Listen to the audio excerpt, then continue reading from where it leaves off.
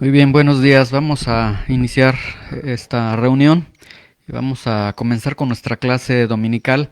Vamos a continuar con este tema de la oración que tenemos ya algunos domingos que hemos iniciado y vamos a continuar hoy con el tema número 13 de la oración. Hemos entrado al apartado de la oración que Jesús instruye en Mateo capítulo 6.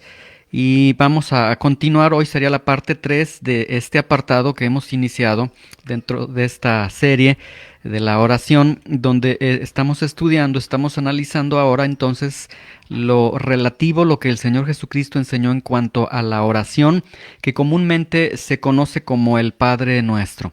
Entonces, en esta ocasión vamos a leer Mateo capítulo 6, versículos 7 y 8.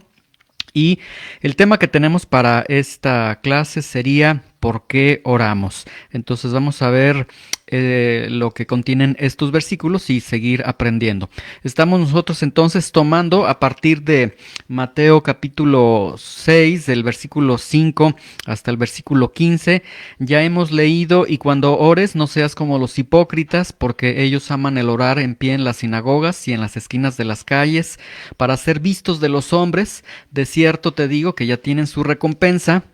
Mas tú, cuando ores, entra en tu aposento y cerrada la puerta, ora a tu Padre que está en secreto, y tu Padre que ve en lo secreto te recompensará en público.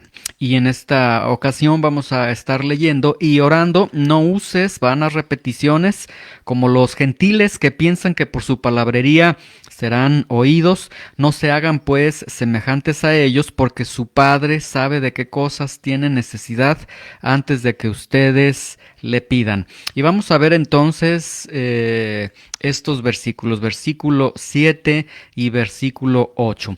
Y orando, no uses vanas repeticiones como los gentiles, que piensan que por su palabrería serán oídos, ¿sí? Bueno, aquí la palabra orando viene del término proseukomai, es una palabra yuxtapuesta que se compone de dos términos, pros y eukomai. La palabra pros significa en dirección a.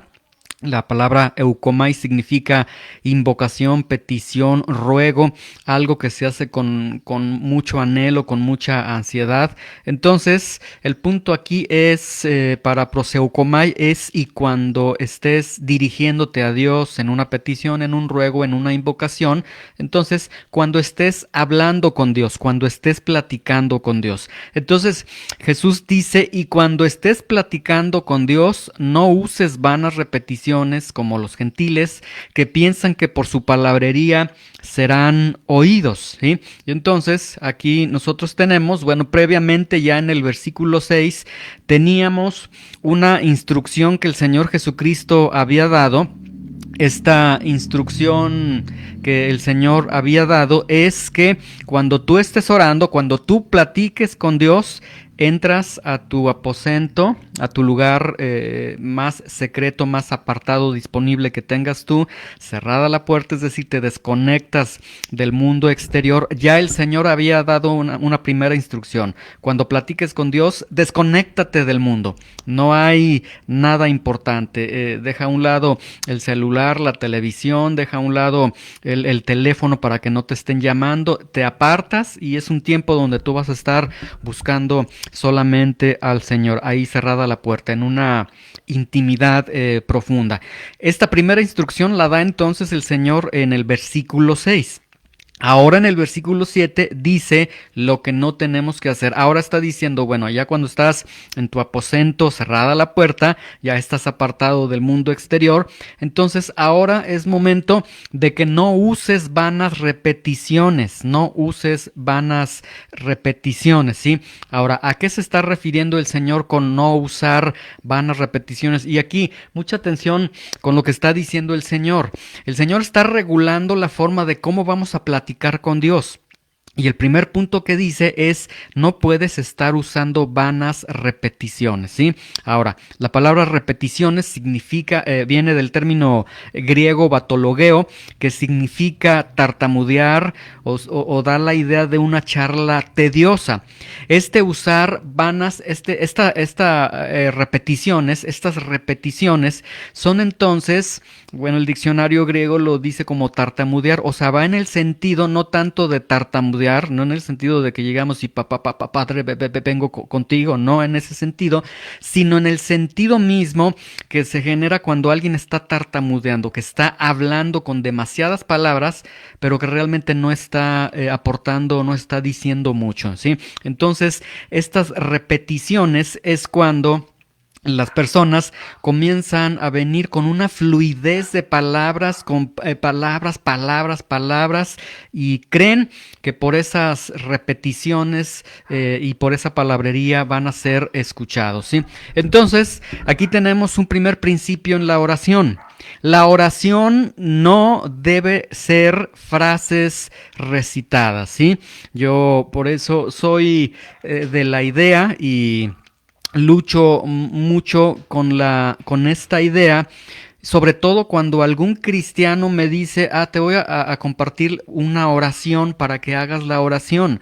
Eso, de acuerdo a Mateo 6:7, me parece que lo está contradiciendo totalmente. No hay, la oración entonces no deben de ser frases recitadas, no deben de ser frases leídas. Es que leí la oración de tal santo o incluso hasta de un hombre de Dios, etcétera. No son frases recitadas, no son vanas repeticiones, no son palabras irreflexivamente repetidas, no es que con tu boca estás hablando, estás orando, pero en tu mente, en tu corazón, estás pensando en otra cosa, ¿sí?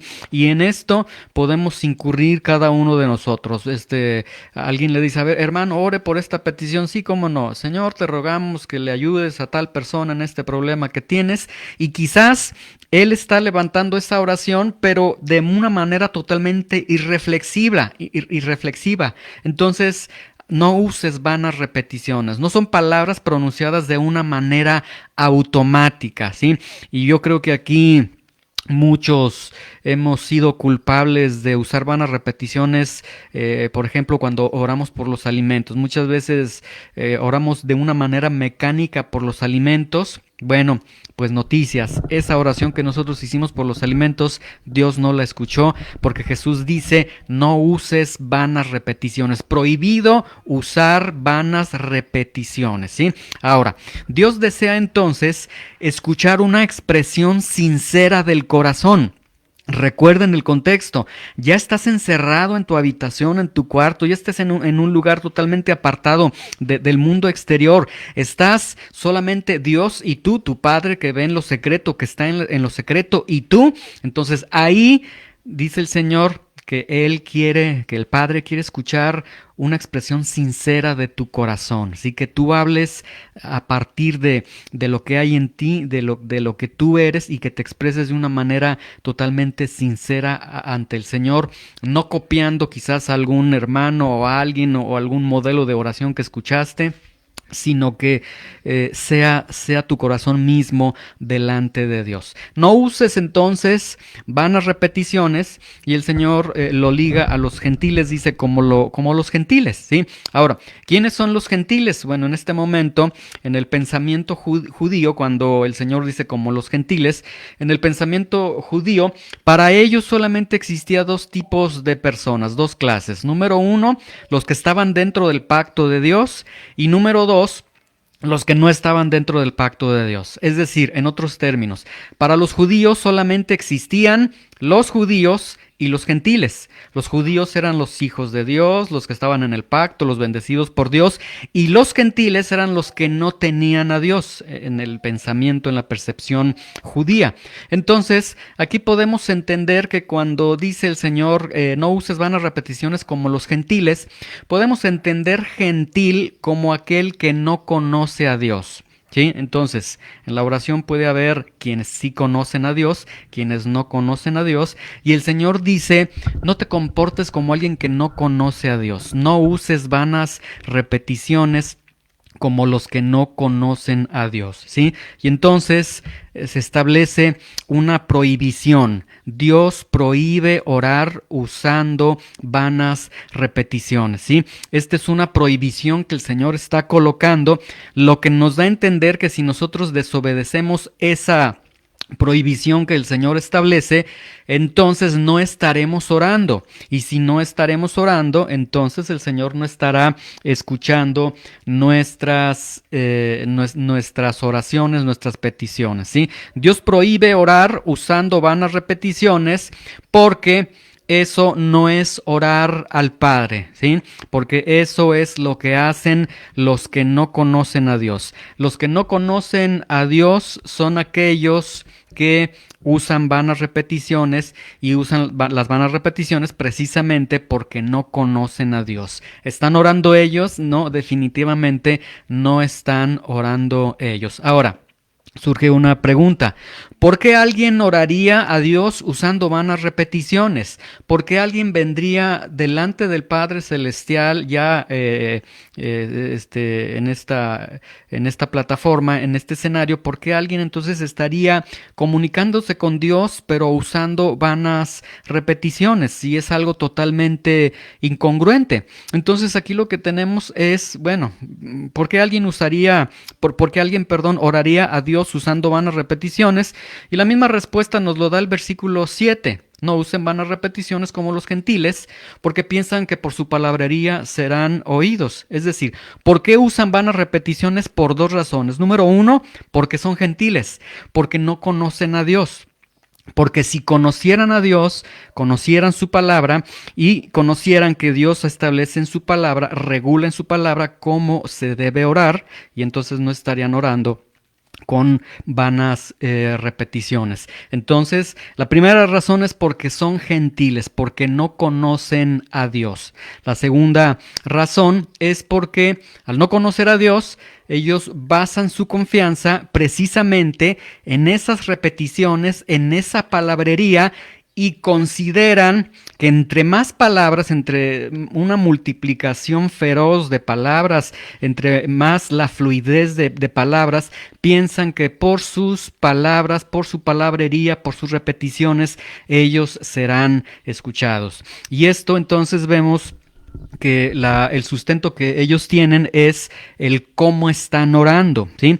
En las primeras clases nosotros veíamos la oración en el Espíritu y veíamos que para orar en el Espíritu Santo tenemos que hacer a un lado la carne, y esto entonces sería una oración totalmente en la carne, totalmente fundada en las capacidades de la carne. La carne no puede aportar nada a la oración porque la oración es un acto totalmente espiritual, ¿sí? Entonces, estas son las razones por las que alguien oraría a Dios usando vanas repeticiones. Pero el Señor nos dice de una manera muy específica en el versículo 8, nos dice, no se hagan pues semejantes a ellos, ¿sí? Y aquí entonces el Señor en el versículo 7 está dando una prohibición. En el versículo 8 nos deja ver que existe el riesgo de que no obedezcas lo que Él está diciendo, y al no obedecer lo que Él está diciendo, que te hagas semejante a un gentil. Ahora recordemos que estas palabras son dirigidas a los discípulos, estas palabras son dirigidas a los hijos de Dios, y sin embargo le dice a sus discípulos, a los hijos de Dios les dice, no se hagan pues semejantes a ellos. Si el Señor lo está diciendo es porque existe el riesgo, la posibilidad, ante la desobediencia de lo que el Señor está estableciendo, que un cristiano se haga semejante a un gentil, en el sentido de que esté orando con palabrerías, con vanas repeticiones, y que esté pensando incluso también que su oración es escuchada por cómo él está orando, por cuánto él está orando, por las palabras que él está usando cuando ora. Pero el Señor entonces está diciendo, no se hagan semejantes a ellos, ¿sí? No se hagan semejantes a ellos. ¿Quiénes? A los gentiles, versículo 7. ¿Quiénes son los gentiles? A los que no conocen a Dios. O sea, es como si el Señor Jesucristo estuviese diciendo, no actúes como, no ores como alguien que no conoce a Dios. Es lo que nos está presentando. Ahora, está diciendo no se hagan pues semejantes a ellos. Usa un verbo conjugado en pasivo, en donde el que se hace semejante a ellos es por la omisión que nosotros estamos cometiendo o por actos que nosotros estamos realizando, pero recae en nosotros el hacernos. No es que las circunstancias nos hagan, sino que nosotros mismos tomamos esa postura de manera deliberada en la que nosotros nos hacemos semejantes a ellos. Ahora, ¿cómo me hago semejante a un gentil? ¿Cómo me hago semejante a alguien que no conoce a Dios? Y pues el mismo versículo nos da precisamente la respuesta. El versículo 7 hay una palabra clave, orando. No usen vanas repeticiones como los gentiles que piensan, ahí está, que piensan, y ahí está un argumento, su palabrería, que por su palabrería, por sus repeticiones serán oídos. ¿Cómo me hago semejante a un gentil? Sencillamente cuando piensas, cuando consideras, cuando dices, no, es que yo creo que esto es así, es que la oración es así, y cuando hay una lucha entre lo que tú piensas y lo que la palabra de Dios establece, ¿sí? Nosotros hemos iniciado esta serie de la oración, y a lo largo del camino nos hemos encontrado con diferencias entre la práctica de la oración y lo que la palabra de Dios está estableciendo, ¿sí? Hemos corregido algunos puntos, hemos corregido algunas prácticas que hemos tenido en cuanto a la oración, pero aquí el punto sería, si nosotros corregimos el orar, es que el Señor dice que así se debe orar, y nosotros decimos, no, es que yo pienso que esto es así, es que para mí, para mi concepción, para mi entendimiento esto es así, entonces ahí pues te estás basando en lo que tú piensas frente a lo que la misma palabra de Dios está estableciendo, y entonces el hacerse semejante a un gentil, bueno, pues sería orar basado en lo que yo pienso, en lo que yo creo, en lo que yo siento, en lo que yo experimento, ¿sí? Es decir, hacemos a un lado lo que el Señor está diciendo, y el creyente dice, no, yo voy a orar de esta forma, ¿sí? Hemos visto algunas oraciones que no se pueden presentar delante de Dios, ¿sí? Por ejemplo, colocamos un ejemplo muy cotidiano, y esto es del día al día. Decíamos, un hombre o una mujer dice, yo quiero que oren por esta persona para que sea mi pareja. Esa persona ni siquiera es creyente, está alejado de Dios, y se le dice, oye, pero es que esto ni siquiera es agradable delante de Dios. ¿Cómo es que pides que se ore por ti para que el Señor te dé esa pareja? No me interesa, no me entienden ustedes, yo quiero esto. Y ahí está el punto. Se hacen semejantes a los gentiles porque piensan que nada más es orar de acuerdo a lo que yo pienso, a lo que yo creo, a lo que yo siento, a lo que yo experimento. Y luego te atacan y te dicen, es que eres muy severo, es que no hay amor, es que ¿por qué? No, aquí debemos nosotros entender.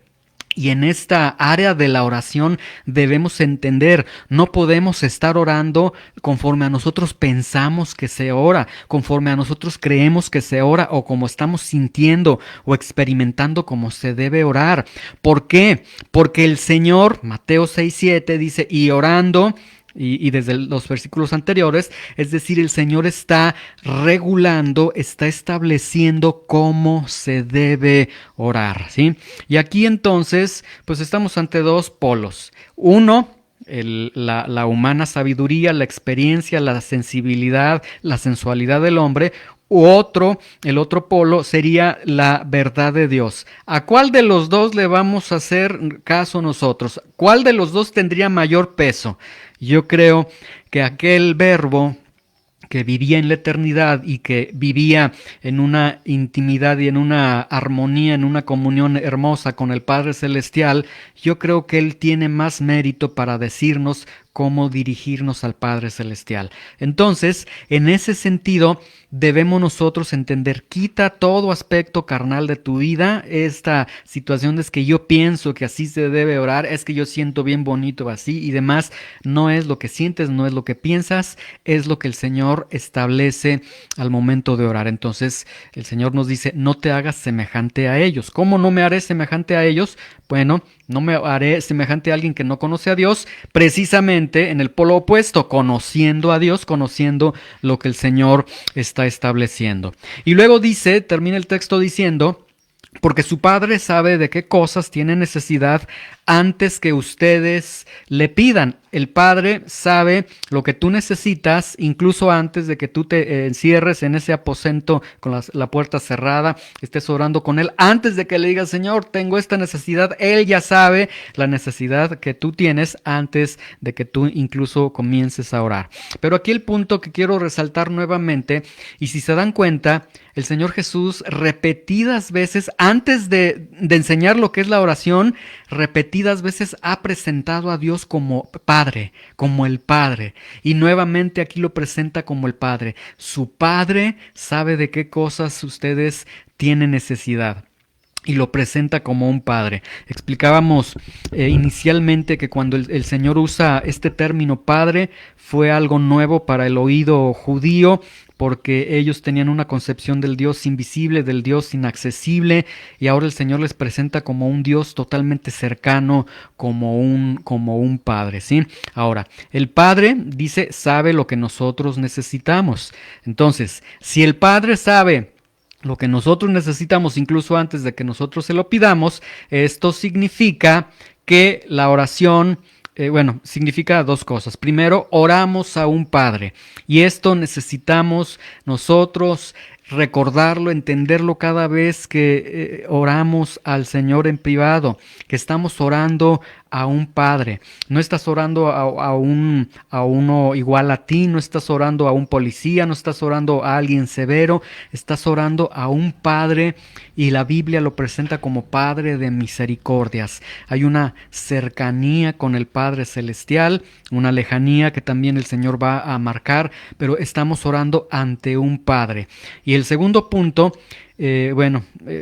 aquí también, si oramos a un Padre, el contexto que ya el Señor nos ha dado es un Padre que está en secreto y un Padre que ve en lo secreto.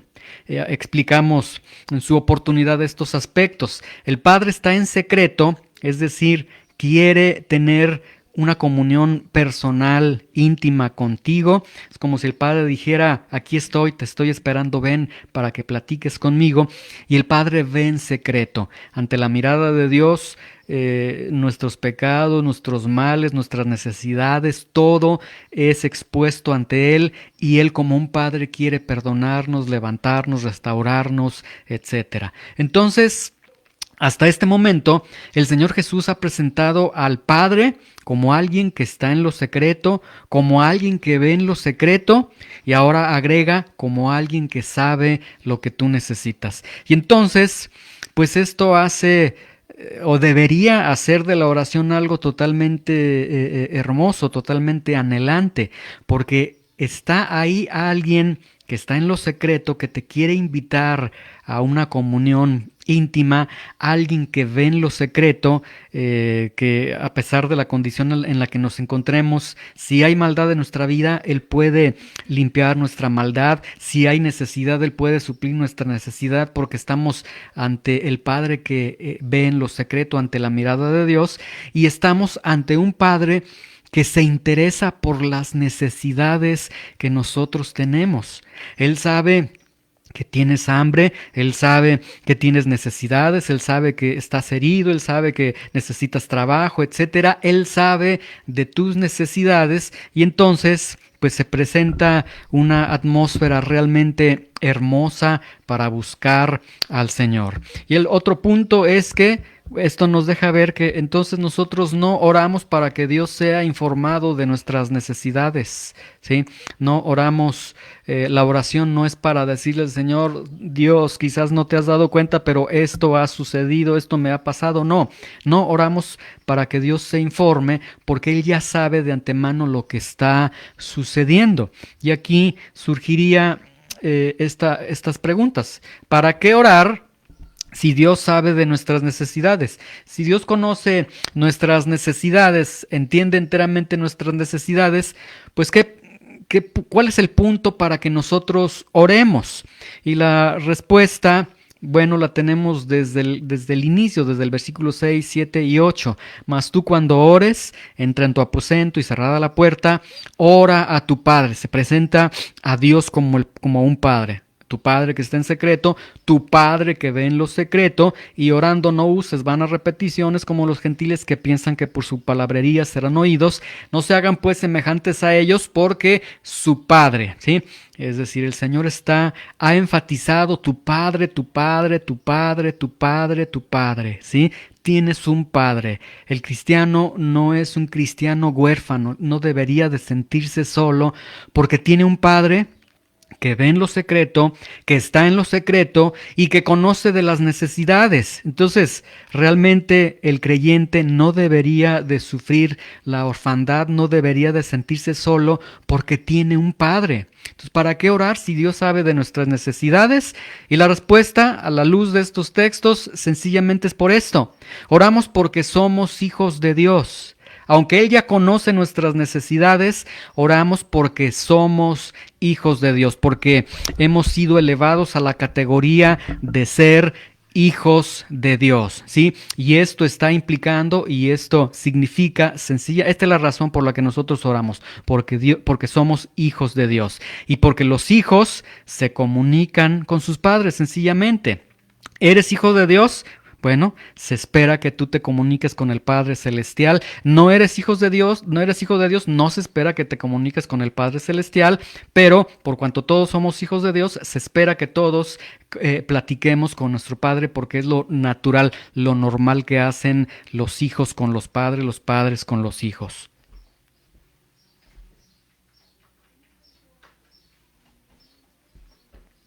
Muy bien, vamos a concluir aquí esta clase.